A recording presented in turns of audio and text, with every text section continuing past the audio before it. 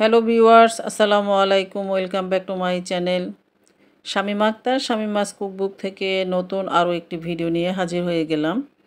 আমি আজকে একই ভিডিওতে দুটি রেসিপি আপনাদের সাথে শেয়ার করব, আর আশা করছি আমার আজকের এই দুটি রেসিপি অনেক অনেক ভালো লাগবে। ভালো লাগলে অবশ্যই আমার চ্যানেলটিকে সাবস্ক্রাইব করে দিবেন, লাইক কমেন্ট শেয়ার করবেন এবং অবশ্যই বেল বাটনটি অন করে দিবেন আমার পরবর্তী ভিডিও নোটিফিকেশন পাওয়ার জন্য।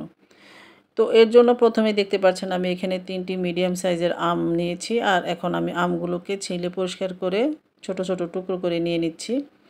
এই যে দেখতে পাচ্ছেন এই আমগুলোকে আমি এরকম ছোট ছোট টুকরো করে নিয়েছি। এখন চুলাতে আমি একটি হাঁড়ির মধ্যে এই আমের টুকরোগুলো দিয়ে দিলাম, আর এখানে আমি 1.5 কাপ পরিমাণ পানি দিয়ে এখন এটাকে সিদ্ধ করার জন্য চুলায় বসিয়ে দিলাম। আর আমগুলোকে একদম গলে নিব না, মানে একদম গলিয়ে নিব না, একটু জাস্ট সিদ্ধ হওয়া পর্যন্ত অপেক্ষা করব যেন আমগুলো একটু গলে যায় কিন্তু ভেঙে যাবে না।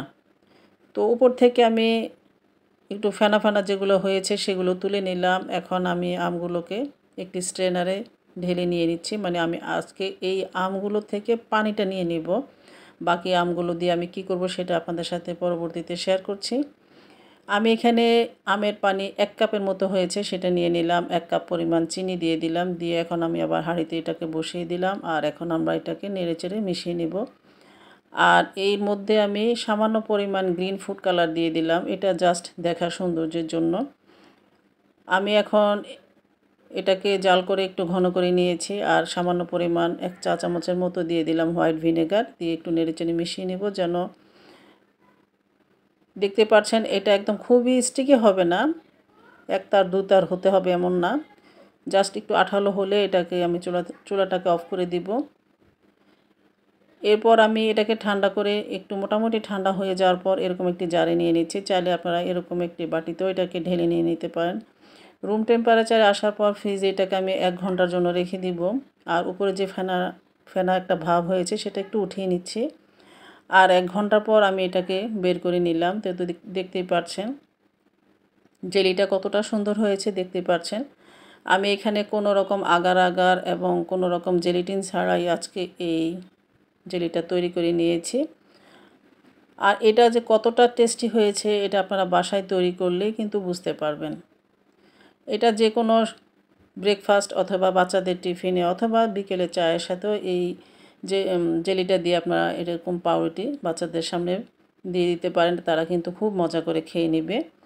তো এরকম আমি দেখতে পাচ্ছেন এটা এই আমের পানিটা দিয়ে শুধু জেলিটা তৈরি করে নিয়েছি। এখন যে আমরা বাকি আমগুলো রেখে দিয়েছি সিদ্ধ করার পর, সেগুলো দিয়ে আমি এখন আমসত্ত্ব তৈরি করে নিব।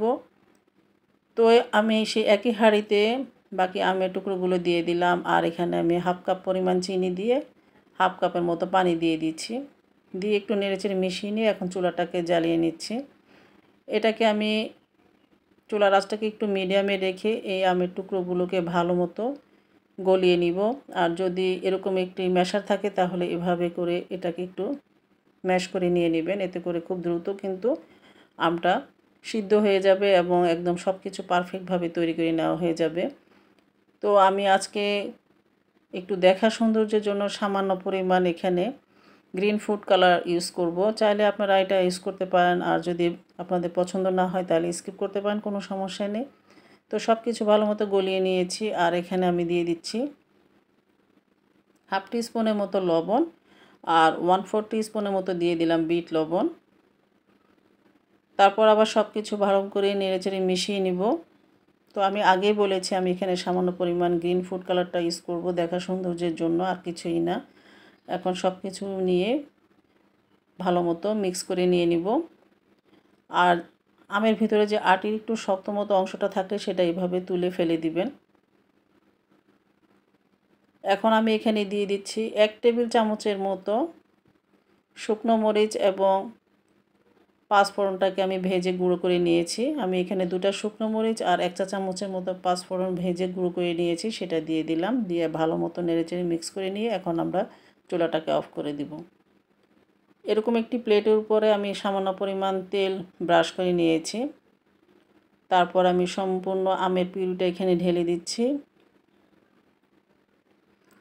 তারপর একটু ভালো মতো একটু ঝাঁকিয়ে নিলে এই আমের পিউরিটা ভালো মতো পুরো প্লেটের উপরে সেট হয়ে যাবে। আর অবশ্যই একটু তেল ব্রাশ করে নেবেন, এতে করে কিন্তু যখন আপনার আমসত্ত্বটা তৈরি করে নেওয়া হয়ে যাবে খুব ইজিলি কিন্তু এটা উঠে আসবে। তো এভাবে একটু ঝাঁকিয়ে নিলে পুরো প্লেটটার উপরে এভাবে স্প্রেড করে দিবেন। তারপরে ভালো মতো যদি একটা রোদ থাকে, রোদের তাপমাত্রা যদি অনেক ভালো থাকে তাহলে একদিনেই কিন্তু এটা পুরোপুরি শুকিয়ে যাবে। আর যদি তাপমাত্রা একটু কম থাকে তাহলে হয়তো 2 দিন সময় লাগতে পারে। এটা ডিপেন্ড করবে রোদের তাপমাত্রার উপর। তো দেখতে পাচ্ছেন আমার একদিনের মতো এটা লেগেছে, সময় লেগেছে তৈরি করে নেওয়ার জন্য। এখন আমি চারপাশ থেকে একটু নাইফ দিয়ে এভাবে ছাড়িয়ে নিচ্ছি। আর এরকমভাবে টান দিলেই কিন্তু খুব ইজিলি এই আমসত্ত্বটা উঠে আসবে। দেখতে পাচ্ছেন কতটা সুন্দর হয়েছে। এখন আপনারা আপনাদের পছন্দ অনুযায়ী এই আমসত্ত্বটাকে কেটে নিয়ে নিতে পারেন। যার যেরকম পছন্দ সেভাবে এটাকে কেটে নিয়ে নিতে পারেন। তো দেখলেন তো আমি একই ভিডিওতে একই ইনগ্রেডিয়েন্টস দিয়ে দুটো রেসিপি আপনাদের সাথে শেয়ার করলাম। এভাবে করে আপনারা ভালো মতো রোদে শুকিয়ে কিন্তু এই আমসত্ত্বটাকে 1 বছরের মতো সংরক্ষণ করে রেখে দিতে পারবেন। আর যদি একটু নরম থাকে তাহলে ফ্রিজে নর্মাল চেম্বারেও এটাকে 1 বছরের মতো সংরক্ষণ করে নিতে পারেন।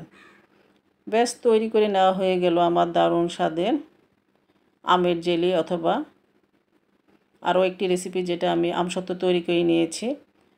তো আশা করছি আমার আজকের এই রেসিপিটি সবার কাছে অনেক ভালো লেগেছে। ভালো লাগলে লাইক, কমেন্ট, শেয়ার করবেন। সবাই ভালো থাকবেন, সুস্থ থাকবেন। আমার জন্য, আমার পরিবারের জন্য দোয়া করবেন। ফিরে আসবো নতুন কোনো রেসিপি নিয়ে। আল্লাহ হাফেজ।